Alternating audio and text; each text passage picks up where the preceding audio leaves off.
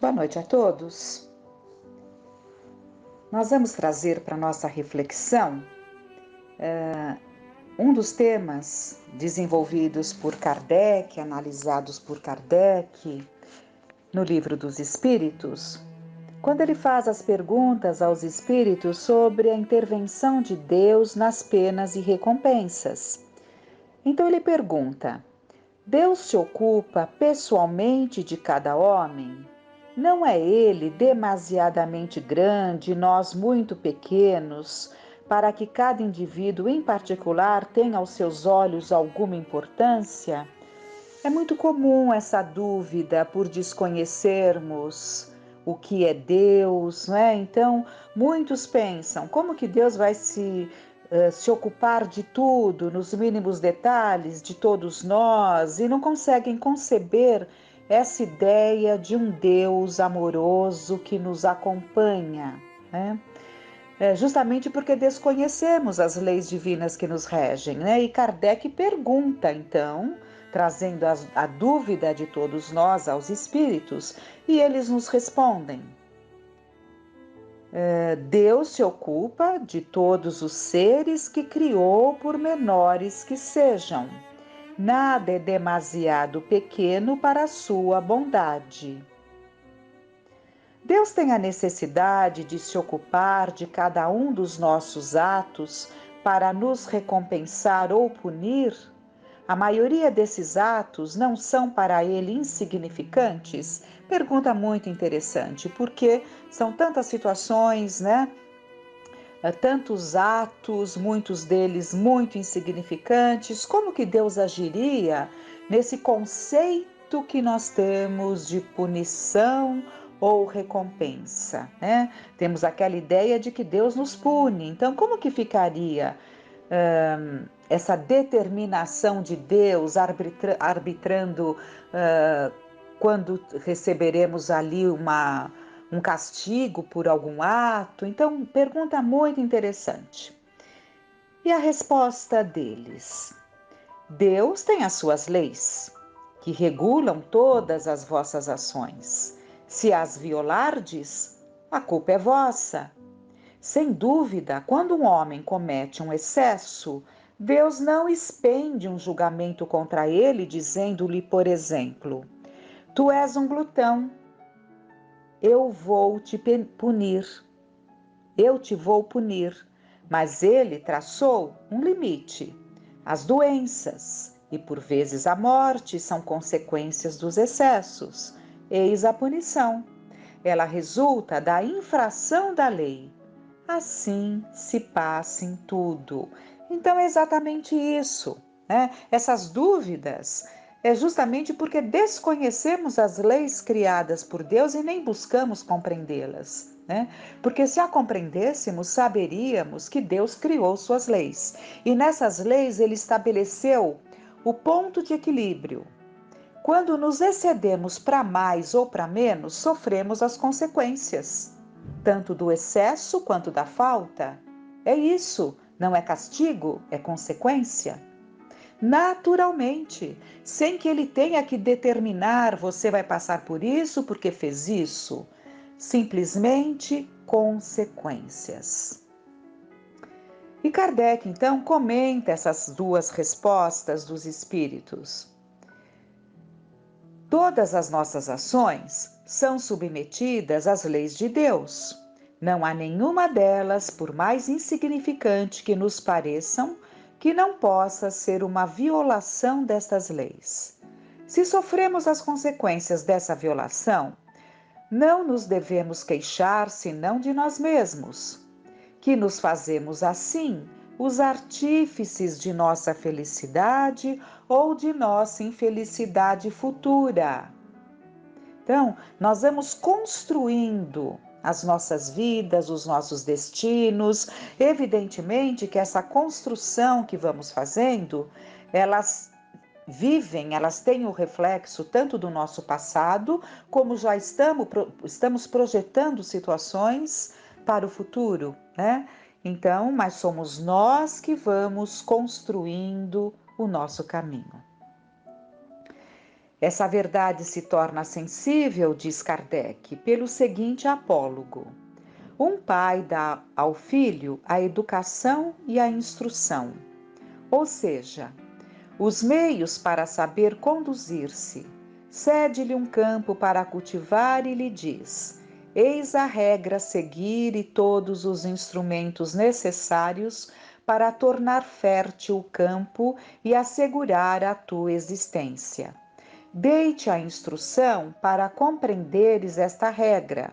Se a seguires, o campo produzirá bastante e te proporcionará o repouso na velhice. Se não a seguires, nada produzirá e morrerás de fome. Dito isso, deixa-o agir à vontade.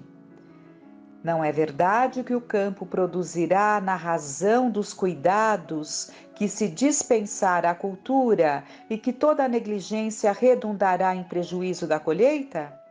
O filho será, portanto, na velhice, feliz ou infeliz, segundo tenha seguido ou negligenciado a regra traçada pelo pai. Deus é ainda mais previdente, porque nos adverte a cada instante se fazemos o bem ou o mal. Então, ele nos alerta. Envia-nos espíritos que nos inspiram, mas não os escutamos. Há ainda outra diferença, é que Deus dá ao homem um recurso por meio das novas existências para reparar os seus erros do passado, ao passo que o filho de que falamos não o terá se empregar mal o tempo. Então, Kardec traz essa explicação que compõe essas respostas dos espíritos, fazendo com que nós entendamos claramente que as consequências dos nossos atos definem as nossas vidas. Nós vamos agindo e colhendo as consequências daquilo que vamos produzindo, de bom ou de mal. São simplesmente consequências. Então, concluímos desta grande lição, deste grande ensinamento, que o nosso objetivo deva ser a busca do ponto do equilíbrio, para que não incorramos nos excessos nem na falta. E há um texto muito interessante de Emmanuel, no livro Luz no Lar, que ele chama Em Casa. Ninguém foge à lei da reencarnação. Ontem atraiçoamos a confiança de um companheiro, induzindo-o à derrocada moral. Hoje guardamo-lo na condição do parente difícil que nos pede sacrifício incessante. Então aqui ele está nos ajudando a compreender muitas das situações que a vida nos traz, nos coloca junto daqueles que estão de certa forma próximos a nós e que muitas vezes dependem de nós, né? Então ele está nos alertando nesse sentido, nos esclarecendo, nesse sentido que muitas vezes aquilo que nós fizemos lá atrás, levando alguém a uma derrocada moral, nós vamos hoje ser impulsionados a tentar de alguma forma sempre dar ali um anteparo, né, para aquela pessoa que sempre nos chama muito a atenção e aquele desejo de ajudá-la a erguer-se, a seguir, porque sabemos dentro de nós do nosso compromisso, do que falhamos lá atrás. Ontem abandonamos a jovem que nos amava, inclinando-a ao mergulho na lagoa do vício. Hoje, temo-la de volta por filha incompreensiva, necessitada de muito amor. Ontem, colocamos o orgulho e a vaidade no peito de um irmão que nos seguia os exemplos menos felizes. Hoje, partilhamos com ele a afeição de esposo despótico ou de filho problema, o cálice amargo da redenção. Ontem, esquecemos compromissos veneráveis, arrastando alguém ao suicídio. Hoje, reencontramos esse mesmo alguém na pessoa de um filhinho, portador de moléstia irreversível. tutelando-lhe à custa de lágrimas o trabalho de reajuste. Ontem, abandonamos a companheira inexperiente à míngua de todo auxílio, situando-a nas garras da delinquência. Hoje, achamo-la ao nosso lado, na presença da esposa conturbada e doente, a exigir-nos a permanência no curso infatigável da tolerância. Ontem, dilaceramos a alma sensível de pais afetuosos e devotados, sangrando-lhes o espírito a punhaladas de ingratidão. Hoje moramos no espinheiro em forma de lar, carregando fardos de angústia a fim de aprender a plantar carinho e fidelidade. À frente de toda dificuldade e de toda prova, abençoa sempre e faze o melhor que possas. Ajuda aos que te partilham a experiência, ora pelos que te perseguem, sorri para os que te ferem e desculpa todos aqueles que te injuriam. A humildade é a chave de nossa libertação. E sejam quais forem os teus obstáculos na família, é preciso reconhecer que toda a construção moral do reino de Deus perante o mundo começa nos alicerces invisíveis da luta em casa. Emmanuel. É o que sempre aprendemos. A nossa primeira tarefa, a nossa primeira missão, a nossa primeira prova, ou seja, aquilo de mais importante que trouxemos, né, como objetivo na nossa encarnação, está dentro dos nossos lares. A caridade começa em casa. O próximo mais próximo são os nossos familiares mais íntimos. Então, vimos aqui várias situações e nós vimos também entre essas situações todas que Emmanuel nos cita, daquele que foi ingrato num lar afetuoso, né? Que dilacerou o coração de pais devotados, né? Com punhaladas de ingratidão. E vamos ver, então, até recordar um texto do Irmão X, do livro Pontos e Contos, pela psicografia do Chico Xavier, que Irmão X chama de Filha Rebelde, né? Então é um conto em que Irmão X relata um fato, né? São fatos verídicos, um fato de que uma mãe, Dona Matilde, e a sua filha Emilinha, junto de outros filhos, mas esta filha era muito revoltada, muito ingrata, muito indisciplinada e muito desrespeitosa. E ela gargalhava sempre que a mãe vinha aconselhando, alertando-a para as responsabilidades da vida, os cuidados necessários, e ela sempre ironizava, dizendo que a mãe que preferia essa vida de sofrimento, que já vivia uma época que o que a mãe vivia era um passadismo, e assim ela ia ironizando os conselhos amorosos dessa Dona Matilde e dizia, sarcástica: com que então a senhora se consagrou à teologia? Já não fala senão em assuntos de religião? E a genitora, muito paciente, dizia: não sorrias da verdade, para que ela mais tarde não venha sorrir de ti. Lembra-te de nossos imperiosos deveres para com Jesus. E sempre ali alertando a filha, e a filha ironizando: a senhora agora adquiriu maneiras de sacerdote, não concordo com as suas teorias de sobrevivência e reencarnação. E lembrando enfáticas revistas científicas que costumava compulsar por vaidade, concluía presunçosamente: não passamos de experiência biológica da natureza no campo da racionalidade humana. O resto é ilusão, que devemos relegar ao fanatismo religioso. A viúva, a princípio, discutia e argumentava, esclarecendo-a com a verdade espiritual, mas observando o endurecimento da filha, retraiu-se, pouco a pouco, dando-lhe o exemplo da própria ação e abstendo-se de muitas palavras. E Emilinha fez no mundo o que lhe pareceu melhor, nos domínios do capricho e da irreflexão criminosa, contraindo pesados débitos e agravando responsabilidades, surda às advertências da mãe. O tempo, a dor, a morte, todavia, são os cobradores da realidade.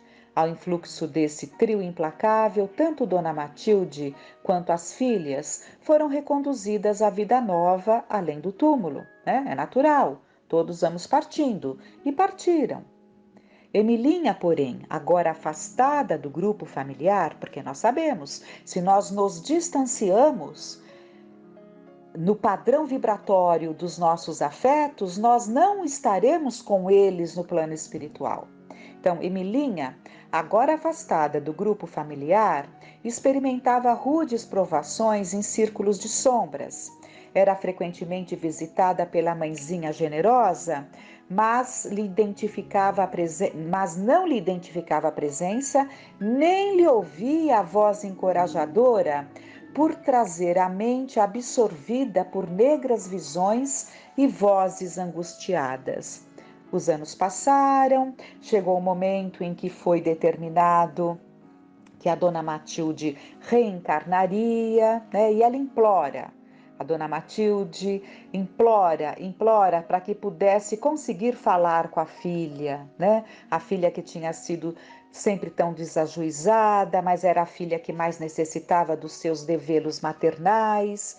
E ela pede, e é permitido, que ela seja, ajudam com que Emilinha visse a mãe, A mãe tem que, com certeza, adensar o seu perispírito, porque ela tinha um padrão vibratório mais elevado que o da filha, então ela teve que adensar o seu perispírito para ser vista pela filha. E tem essa oportunidade, e a filha fica embevecida: mamãe, a senhora me aceitaria de novo ao seu lado? Quando ela fica sabendo que a Dona Matilde estava se preparando para um retorno à carne brevemente. E a mãe fala: como não, minha filha? Se Deus permitir, reconstituiremos o nosso velho lar, voltando à paisagem de outro tempo. E a filha fala: prometo compreendê-la desta vez. E fica toda ali chorosa, sentida e desejosa de retornar com a mãe. Mas então, a Dona Matilde então roga ao emissário de Jesus, que estava ali junto dela, que foi aquele que a levou até a filha e proporcionou esse momento desse entendimento entre elas duas, Mas o que acaba acontecendo? Ela pede, para o emissário que ele rogasse a Deus para que fosse permitido, Quem roga ao emissário, aliás, deixa eu contar certinho. Quem roga ao emissário é a própria filha. A filha fala: emissário de Jesus, que conhecei meus padecimentos, me deixe retornar à terra com a minha mãe, A sábia entidade contemplou-a fraternalmente e falou: no momento, minha irmã, não lhe será possível retirar-se daqui. Ainda precisará desgastar por alguns anos os envoltórios inferiores que criou em torno de si mesma. Seus atuais veículos de manifestação não lhe permitem, por enquanto, a vida em zona menos pesada que esta. No entanto, mais tarde, poderá voltar viver ao lado de Matilde, receber-lhe o verbo carinhoso e ouvir-lhe os conselhos cristãos. Emilinha não cabia em si de contente. Elevou as mãos ao céu e exclamou: graças a Deus. O diretor espiritual, contudo, retomou a palavra e terminou: não poderá, todavia, voltar à situação de parentesco que já passou. Não tem títulos de serviço prestado que autorizem, agora, a regressar como filha de Matilde, mas retornará você ao mundo como criado humilde da sua residência, para que, na verdadeira condição de obediência, aprenda a valorizar o tesouro que Deus lhe concedeu.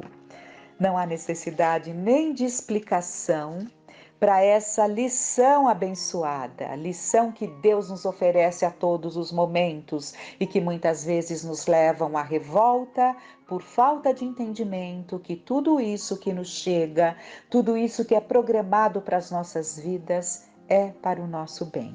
Então a Emilinha não poderia estar, a Emilinha não poderia nem estar ao lado da mãe Matilde no plano espiritual, enquanto ela estava naquele período que antecederia o preparo para a reencarnação, pelo padrão vibratório inferior, nem tampouco mais tarde retornar como filha, porque tinha sido filha e não valorizou.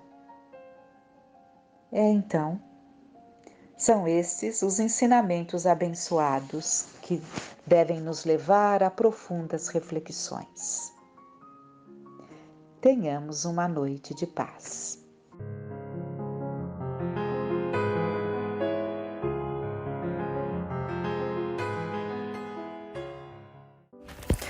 Olá, vamos continuar falando desses três espíritos, desses três irmãos da família de Betânia. Na semana passada, temos mais ênfase em Marta e em Maria. Vinícius nos traz nas pegadas do mestre um texto onde ele também fala das duas, né? Aonde ele destaca que Marta era sensata, laboriosa, ponderada, e que Maria possuía um espírito apaixonado, entusiasta pela espiritualidade. E tantas passagens maravilhosas são mostradas no Evangelho, onde esses três aparecem. Jesus havia, de uma certa forma, elegido esse lar de Betânia, né? Como a Amélia Rodrigues nos trouxe.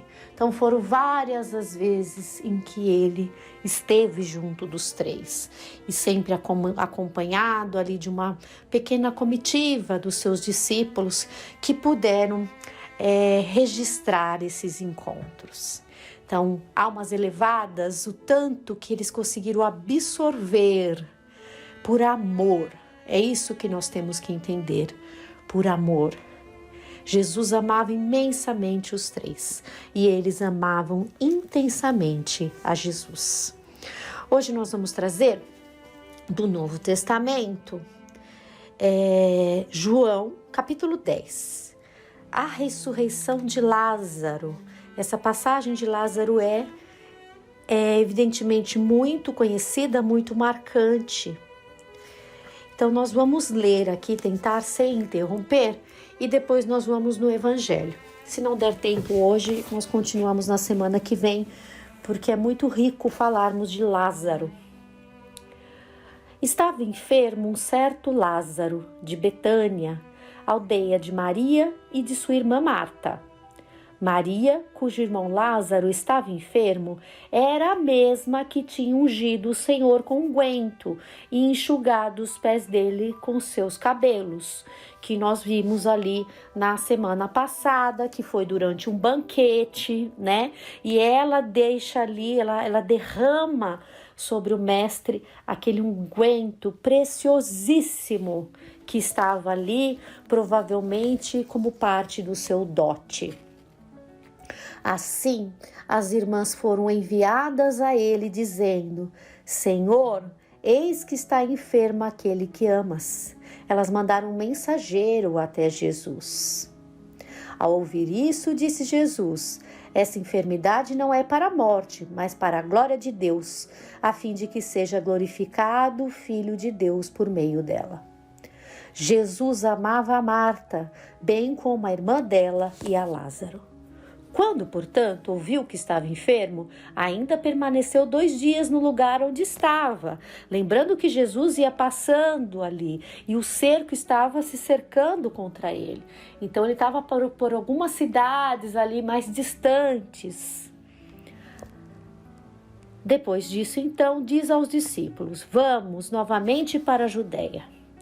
Diziam-lhe os discípulos: Rabi, ainda agora os judeus procuravam te apedrejar e vais novamente para lá? Porque era próximo de Jerusalém, né? Respondeu Jesus: não são 12 as horas do dia? Se alguém anda durante o dia, não tropeça, porque vê a luz deste mundo. Mas se alguém anda durante a noite, tropeça, porque nele não há luz. Disse essas coisas, mas depois diz a eles isso: Lázaro, o nosso amigo, adormeceu, mas vou despertá-lo. Disseram-lhe então os discípulos: Senhor, se adormeceu, será salvo. Jesus tinha falado a respeito da morte dele, mas eles supunham que estivesse falando a respeito do repouso do sono. Assim, disse-lhe Jesus abertamente: Lázaro morreu, e me alegro por vós, de que eu não estivesse lá, para que creiais. Todavia, vamos até ele. Prestem atenção nesses detalhes, né? Mais adiante tudo vai ser esclarecido.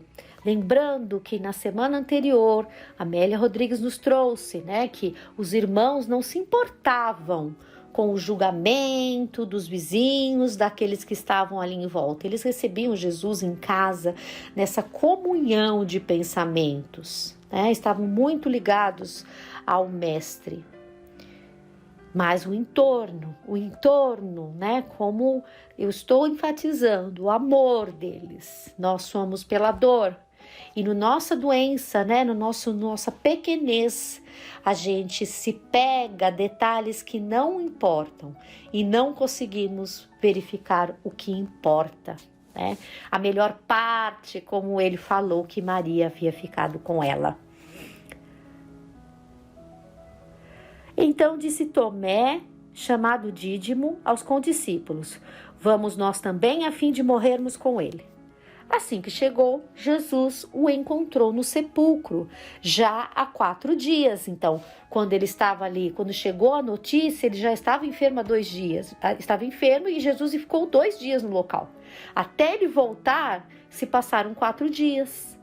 Ora, Betânia estava próxima de Jerusalém, cerca de 15 estádios. Muitos dentre os judeus tinham vindo até Marta e Maria para confortá-las a respeito do irmão. Então, havia ali pessoas que eram judias e estavam junto delas, né? Foram ali consolar a família. Não necessariamente eram ali entusiastas de Jesus. Assim que Marta ouviu que Jesus estava vindo, saiu ao encontro dele. Então ela sai da casa e vai até o mestre, até onde ele estava vindo, porque foi avisado, né? Sempre tinha aquele que ia à frente, como aconteceu naquela visita relatada por Amélia Rodrigues. Assim que Marta ouviu que Jesus estava vindo, saiu ao encontro dele. Maria, porém, estava sentada em casa. Então Marta disse a Jesus: Senhor, se tu estivesses aqui, meu irmão não teria morrido. Sei também que tudo quanto pedires a Deus agora, Deus te dará. Então, ela tinha ali a fé, o amor, a confiança. Mas tem ali, né, o nosso lado ali. Ai, se você tivesse aqui, nada disso teria acontecido. Quem não diria isso? Todos nós. Né? É até meio que uma cobrança, né? Jesus lhe diz: teu irmão se levantará. Marta lhe diz: sei que ressuscitará na ressurreição do último dia. Disse-lhe Jesus: eu sou a ressurreição e a vida. Quem crê em mim, mesmo se morrer, viverá.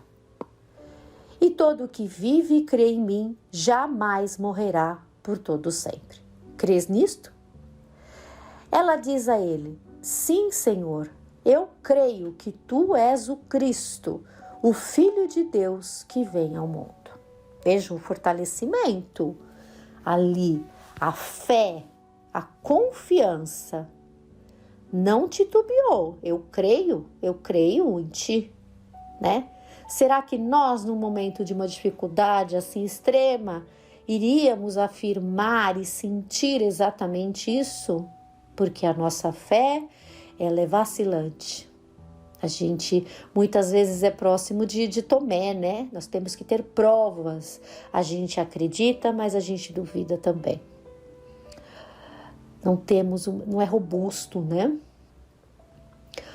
Ao dizer isso, ela partiu e chamou secretamente Maria, sua irmã, dizendo: o mestre chegou e te chama.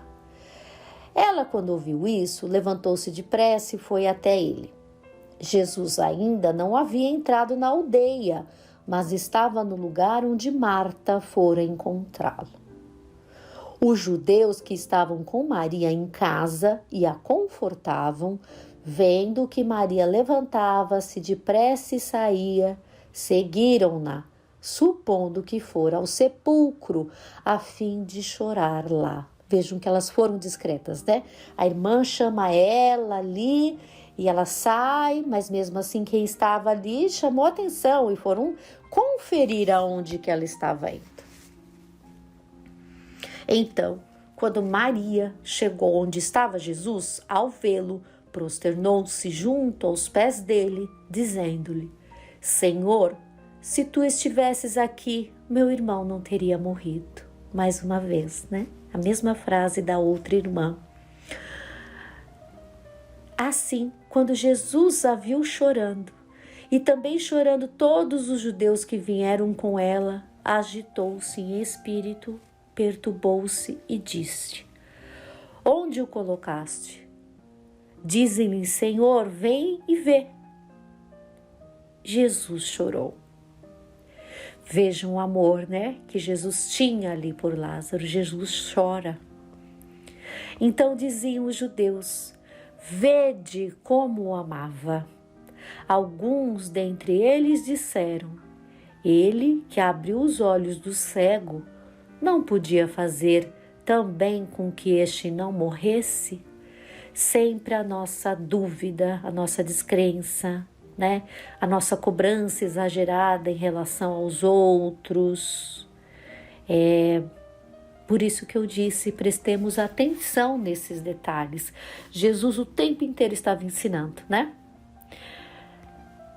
Jesus, então, agitou-se novamente, dirigiu-se ao sepulcro.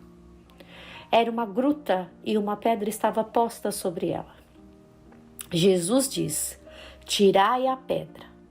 Marta, a irmã do que estava morto, diz a ele: Senhor, já cheira mal, pois é o 4º dia. Era costume, né, deles ali envolverem os cadáveres com esses unguentos, né, e depois enfaixarem, né. Então ele estava ali com o corpo dentro dessa gruta, preparado desta forma, pois ele estava sendo tido como morto. Então, mesmo com toda essa preparação do corpo, com esses unguentos, havia, lógico, né, a decomposição do corpo. Aquilo era para dar uma abafada, né? Mas a decomposição aconteceria e, evidentemente, esse cheiro de putrefação. Porque não havia um embalsamento, né? Embalsamar o corpo, desculpem. Jesus lhe diz: Não te disse que, se creres, verás a glória de Deus? Tiraram então a pedra. E Jesus levantou os olhos para cima e disse: Pai, te dou graças porque me ouviste. Eu sei que sempre me ouves, mas disse isso por causa da multidão que está ao redor, para que creiam que tu me enviaste. Olha os detalhes, né? Era necessário ele fazer essas afirmações, né? Lógico que Jesus estava sabendo de tudo que estava acontecendo ali dentro, que Lázaro não havia morrido, né? E assim precisava mostrar tudo isso e mais a confiança de Jesus no Pai, né?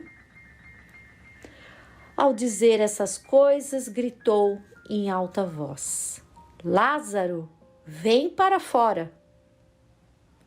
O que estivera morto saiu, com os pés amarrados, as mãos enfaixadas e o rosto envolto em um sudário. Jesus lhe diz: soltai-o e deixai-o ir. Né? Lázaro, né? Jesus não derrogou nenhuma lei, né? Lázaro estava aí naquele fenômeno de morte aparente que Kardec nos traz, né? Então, foi exatamente assim que acontece. Ali depois, a situação vai ficando cada vez pior, porque aí as pessoas queriam tocar Lázaro, aquilo se espalha, né? Essa volta de Lázaro à vida, né? Porque todos sabiam que, né, haviam entendido que Lázaro havia morrido. E aí, para completarmos, nós vamos ver no Evangelho segundo o Espiritismo uma das mensagens de Lázaro. Sim, esse mesmo Lázaro, né? Ele está junto com essa pleiade de espíritos que transmitem a Kardec mensagens edificantes, mensagens para refletirmos, para nos encorajar, para nos despertar no bem. Vejam a grandeza deste espírito que vivenciou muitas coisas e ali esteve junto de Jesus e depois, né, como seu discípulo, né, quantas coisas aconteceram e eles ali firmes, fortes. Então, quem viveu pode falar com muita propriedade. Quem viveu e aproveitou. A mensagem que eu escolhi, ela está no capítulo 11, Amar seu próximo como a si mesmo, Instruções dos Espíritos, a Lei de Amor, item 8. Então, uma mensagem dada por Lázaro em Paris, 1862. O amor resume inteiramente a doutrina de Jesus, porque é o sentimento por excelência. E os sentimentos são os instintos elevados à altura do progresso realizado.